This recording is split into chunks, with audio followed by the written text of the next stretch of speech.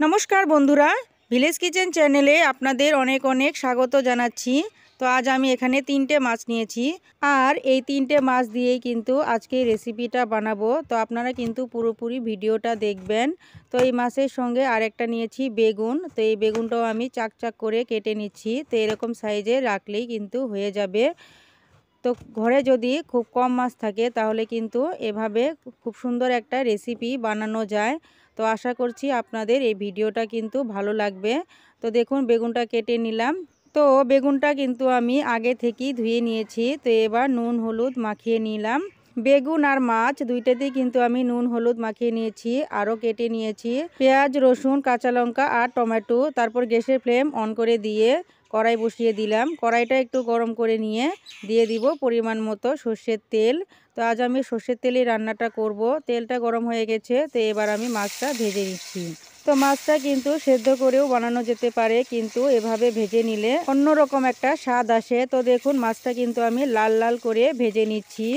5 থেকে 7 মিনিট সময় নিয়ে কিন্তু আমি মাছটা লাল লাল করে ভেজে নিলাম। তো এবার আমি নামিয়ে নিচ্ছি। মাছটা ভেজে নেওয়ার পর কিন্তু কড়াইয়ে তেল রয়ে যাবে। তো এই তেলে আমি বেগুনটা ভেজে নেব। তো একে একে আমি বেগুনগুলা দিয়ে দিচ্ছি।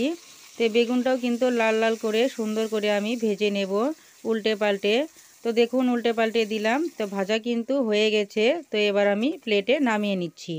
তো বেগুনগুলো তো ভেজে নিলাম। তো সামান্য কিন্তু তেল রয়ে গেছে। তো এই তেলে আমি আরও কিছু তেল এড করে দেব। তো এড করে দিলাম, দিয়ে তারপর আমি বাকি রান্নাটা করে নেব। তো দেখুন আমি 4-5টা শুকনো লঙ্কা ভেজে নিলাম। তো শুকনো লঙ্কা ভাজা হয়ে গেছে। তো নামিয়ে নিচ্ছি। এরপর কি করব, কিছু রসুনের কোয়া নিয়েছি। তো রসুনের কোয়াটা ভেজে নেব তেলের মধ্যে। তো একটু লাল লাল করে ভেজে নেব যাতে সেদ্ধ হয়ে যায়। তো আপনারা কিন্তু লাল লাল করে ভেজে নেবেন, না হলে কিন্তু কাঁচা রয়ে যাবে, এতে কিন্তু ভালো লাগবে না খেতে। তারপর দেখুন আমি কাঁচা লঙ্কা, পেঁয়াজ আর টমেটো কুচি ভেজে নিচ্ছি। তো এটাও খুব সুন্দর করে একটু লাল লাল করে আমি ভেজে নেব। তো দেখুন নাড়তে নাড়তে কিন্তু ভাজা হয়ে গেছে। তো এবার আমি এটাও নামিয়ে নিচ্ছি।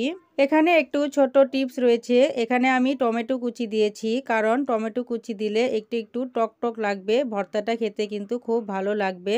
তো দেখুন এবার আমি মাছটা আমি কাটা ছাড়িয়ে নিচ্ছি। তো খুব সুন্দর করে কিন্তু কাটা ছাড়িয়ে নিতে হবে, না হলে কিন্তু গলাতে আটকাতে পারে। তো দেখুন আমি মাছটা কিন্তু কাটা ছাড়িয়ে নিয়েছি। তো এবার আমি ভর্তাটা করে নেব। তো আমি যা যা ইনগ্রেডিয়েন্টস ভেজে রেখেছিলাম, যেমন শুকনো লঙ্কা, পেঁয়াজ, রসুন, টমেটো কুচি, কাঁচা লঙ্কা আর বেগুন, সব কিছু কিন্তু আমি অ্যাড করে খুব সুন্দর করে মেখে নিচ্ছি। তো একটু সময় নিয়ে 5 থেকে 10 মিনিট খুব ভালো করে মেখে কিন্তু ভর্তাটা বানাতে হবে। তো এখনও আমি কিন্তু লবণ দিইনি। তো তার জন্যে এখন আমি লবণ দিয়ে দিচ্ছি। তো যেহেতু আমি আগেই ভাজার সময় একটু লবণ দিয়েছিলাম, তো ওই অনুসারে আমি পরিমাণ মতো লবণটা দিয়ে দিলাম। দিয়ে তারপর আমি আবার সুন্দর করে মেখে নিলাম। তো বন্ধুরা, আপনাদের এই রেসিপি ভালো লেগে থাকলে অবশ্যই আমার চ্যানেলটি সাবস্ক্রাইব করে ফেলুন। আর যারা ফেসবুক পেজ থেকে দেখছেন, পেজটিকে অবশ্যই ফলো করে দেবেন। তো আজকের মতো রাখি, টাটা।